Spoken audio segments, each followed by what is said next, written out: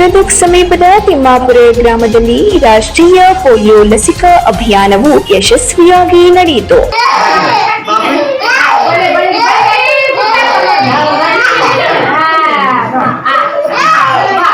ಈ ವೇಳೆ ರೈತ ಸಂಘದ ಜಿಲ್ಲಾಧ್ಯಕ್ಷರಾದ ಯಲ್ಲಪ್ಪ ಹೆಚ್ ಬಾಬರಿ ಅವರು ಕಾರ್ಯಕ್ರಮಕ್ಕೆ ಚಾಲನೆಯನ್ನ ನೀಡಿ 1 ರಿಂದ 5 ವರ್ಷದೊಳಗಿನ ಎಲ್ಲ ಮಕ್ಕಳಿಗೂ ಕಡ್ಡಾಯವಾಗಿ 2 ಹನಿ ಪೋಲಿಯೋ ಲಸಿಕೆಯನ್ನ ಹಾಕಿಸಿ ಎಂದು ಪೋಷಕರಲ್ಲಿ ಮನವಿಯನ್ನ ಮಾಡಿಕೊಂಡ್ರು.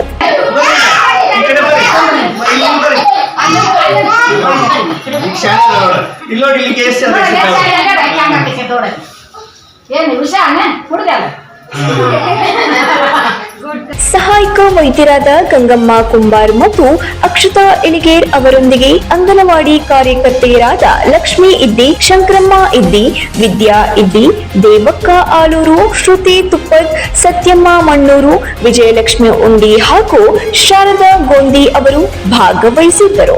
ಮನೆ ಮನೆಗೆ ತೆರಳಿ ಲಸಿಕೆಯನ್ನ ನೀಡುವ ವ್ಯವಸ್ಥೆ ಮಾಡಲಾಗಿತ್ತು. ಪೋಲಿಯೋ ಮುಕ್ತ ಭಾರತ ಗುರಿಯೊಂದಿಗೆ ಗ್ರಾಮದಲ್ಲಿ ಅಭಿಯಾನವು ಯಶಸ್ವಿಯಾಯಿತು. 9 ಲೈವ್ ನ್ಯೂಸ್ ಗದಗ್.